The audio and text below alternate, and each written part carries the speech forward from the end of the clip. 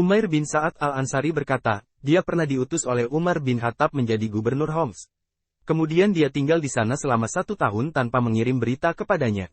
Maka Umar memerintahkan kepada sekretarisnya, kirimlah surat kepada Umair, karena demi Allah, saya lihat dia sudah menyalahi aturan.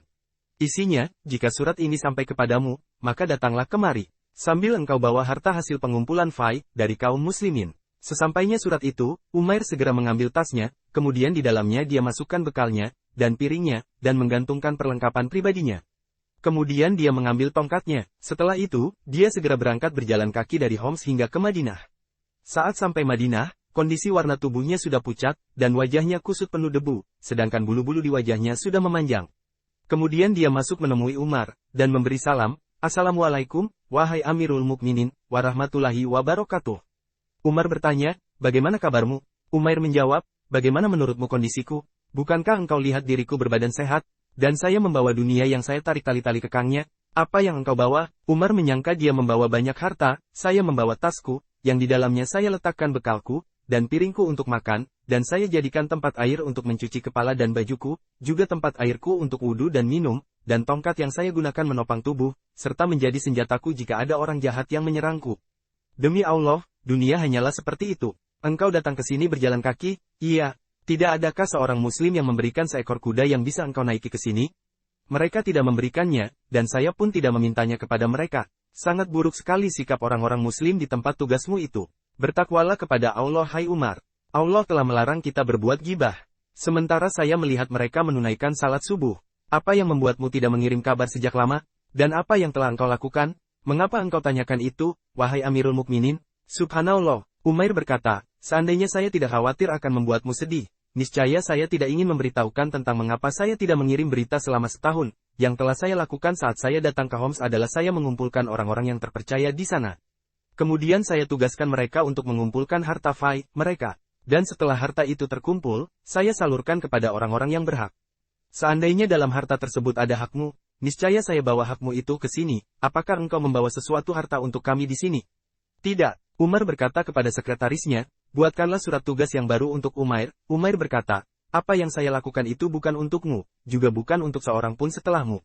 Demi Allah, saya sebelumnya tidak mau menerima jabatan itu. Dan saat ini pun saya tidak mau menerimanya. Saya bahkan telah berkata kepada seorang Nasrani, Allah menghinakanmu. Dan inilah yang engkau sedang berikan kepadaku, hai Umar. Karena hari-hari yang paling berat bagiku adalah saat engkau memberikan tugas kepadaku sebagai gubernur." Kemudian Umair meminta izin untuk pulang. Maka Umar pun memberikannya izin untuk kembali ke rumahnya. Jarak rumahnya beberapa mil dari kantor Umar. Setelah Umair pulang, Umar pun berkata kepada sekretarisnya, "Saya melihat dia sudah melakukan pelanggaran." Umar selanjutnya mengutus seseorang bernama Al-Harits. Dan dia memberikan 100 dinar kepadanya. Sambil memerintahkan, "Pergilah ke rumah Umair, kemudian bersikaplah seperti tamu. Jika engkau melihat suatu bukti penyimpangan, segera engkau kembali ke sini.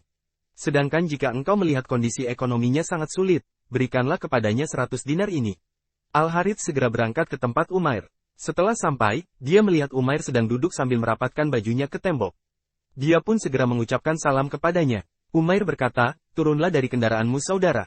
Semoga Allah merahmatimu." Dia pun segera turun. Kemudian Umair bertanya, "Dari mana engkau?" "Dari Madinah." "Bagaimana kondisi Amirul Mukminin saat engkau tinggalkan?" "Dia orang saleh." "Bagaimana kondisi kaum muslimin saat engkau tinggalkan?"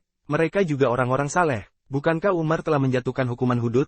"Benar, dia telah menghukum anaknya karena melakukan perbuatan yang melanggar syariat, sehingga anaknya itu mati."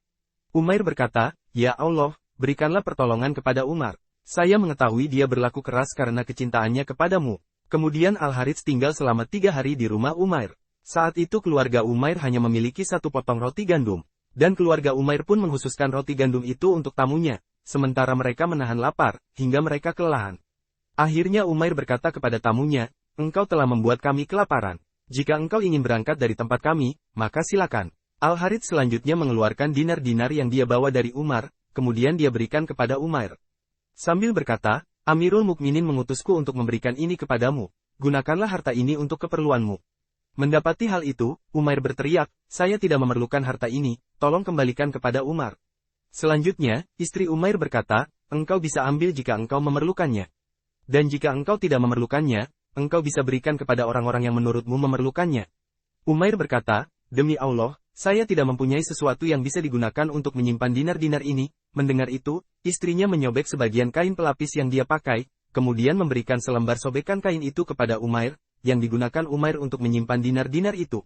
Selanjutnya Umair membagi-bagikan dinar itu kepada anak-anak para syuhada. Kemudian dia kembali ke rumah.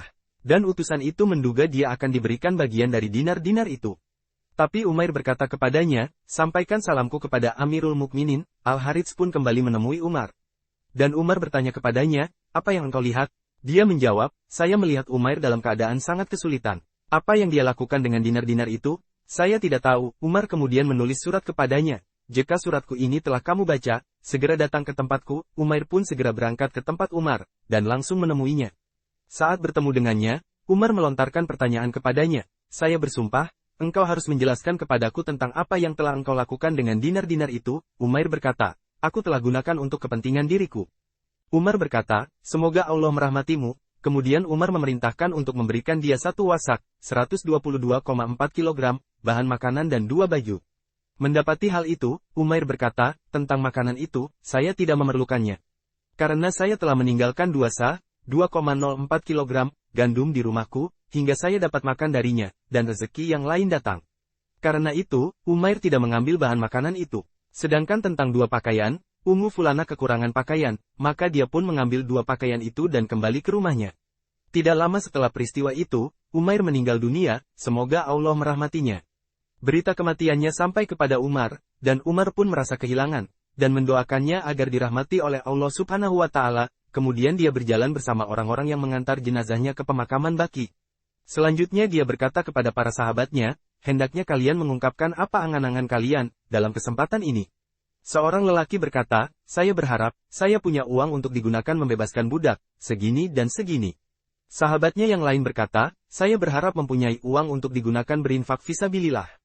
Dan yang lain berkata, saya berharap punya kekuatan fisik yang lebih, sehingga bisa menimba air Zam-Zam, untuk memberi minum para jamaah haji. Sedangkan Umar berkata, saya berharap mempunyai sahabat seperti Umair bin Sa'ad, yang kemudian saya pinta dia menjadi pejabat untuk mengurus kepentingan kaum muslimin.